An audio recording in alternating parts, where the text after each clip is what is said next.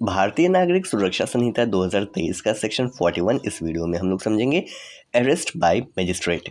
CrPC के section 44 में ये चीज़ मेंशन था। देखिए, ये सेक्शन कहता है कि मजिस्ट्रेट के द्वारा अरेस्ट कैसे किया जाएगा। जनरली अरेस्ट किसके द्वारा किया जाता है? पुलिस ऑफिसर के द्वारा अरेस्ट किया जाता है। लेकिन हम लोगों ने देखा अब तक कि अरेस्ट पुलिस ऑफिसर तो करेगा ही, उसके साथ साथ इंडिविजुअल भी कर सकता है, यानी कोई प्राइवेट पर्सन भी अरेस्ट कर सकता है। और इस सेक्शन में हम लोग सीखेंगे कि मजिस्ट्रेट साहब भी अरेस्ट कर सकते हैं। उसका क्या प्रोविज़न है वो आइए हम लोग देखते हैं। ये कहता है कि अगर मजिस्ट्रेट के सामने किसी भी प्रकार का कोई भी ऑफेंस कमिट होगा, मजिस्ट्रेट का जुरिस्डिक्शन है, जिस जुरिस्डिक्शन में मान लेते हैं मजिस्ट्रेट साहब कोर्ट में जा रहे हैं और कोर्ट के दरवाज़ा के सामने ही किसी ने कोई ऑफेंस कमिट कर दिया, तो ऐसे सिचुएशन में मजिस्ट्रेट साहब के पास ये अथॉरिटी रहेगा, ये पावर है कि वो अरेस्ट कर सकते हैं खुद ही। तो जो मजिस्ट्रेट होंगे, मजिस्ट्रेट के सामने कोई भी ऑफेंस कमिट होता है उनके लोकल जुरिस्डिक्शन में, उनके सामने, तो वो अरेस्ट कर सकते हैं।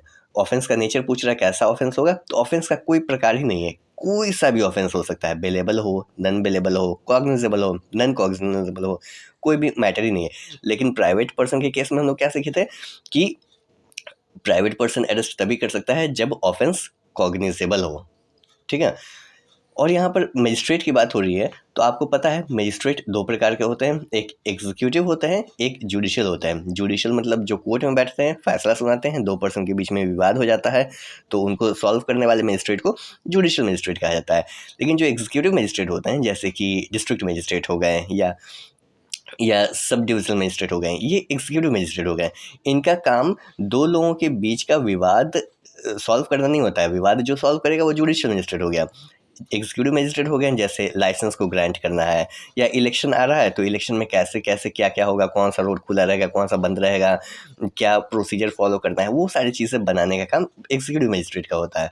तो मजिस्ट्रेट क्या कह रहा है कि किस मजिस्ट्रेट के सामने ऑफेंस कमिट होगा, कौन सा मजिस्ट्रेट अरेस्ट कर सकता है। तो यहाँ पर मजिस्ट्रेट का कोई डिस्क्रिप्शन नहीं है, कोई भी मजिस्ट्रेट, एग्जीक्यूटिव मजिस्ट्रेट हो या जुडिशियल मजिस्ट्रेट हो, अगर मजिस्ट्रेट के सामने किसी भी प्रकार का कोई भी ऑफेंस कमिट होता है उसके लोकल जुरिस्डिक्शन में, तो वो मजिस्ट्रेट उसे अरेस्ट कर सकता है।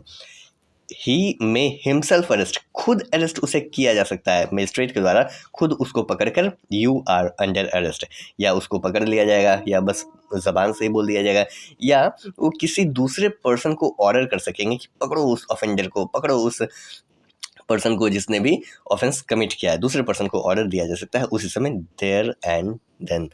उसके बाद जो भी प्रोविज़न होगा बेल से रिलेटेड, उस प्रोविज़न को फॉलो करना ऑब्वियस है, फॉलो करते हुए उस पर्सन को कस्टडी में ले लिया जाएगा। ये जो हम अभी आपको बताया ना सबसेक्शन 1 का प्रोविज़न, यही मेन प्रोविज़न है। उसके बाद भी हल्का फुल्का कुछ चीज़ दिया हुआ है, वो आइए देख लेते हैं। कहता है कि कोई भी मजिस्ट्रेट, एग्जीक्यूटिव मजिस्ट्रेट या जुडिशियल मजिस्ट्रेट, कोई भी किसी भी प्रकार किसी भी टाइम पे अरेस्ट कर सकता है या किसी दूसरे पर्सन को डायरेक्ट कर सकेगा किसी दूसरे पर्सन को कि वो अरेस्ट करे उस पर्सन को, अगर उसके सामने presence within his local jurisdiction of any person for whose arrest, किसी भी पर्सन के अरेस्ट के लिए जिसके लिए वो मजिस्ट्रेट कंपिटेंट है वारंट इशू करने के लिए। बस सिंपल सा प्रोविज़न है।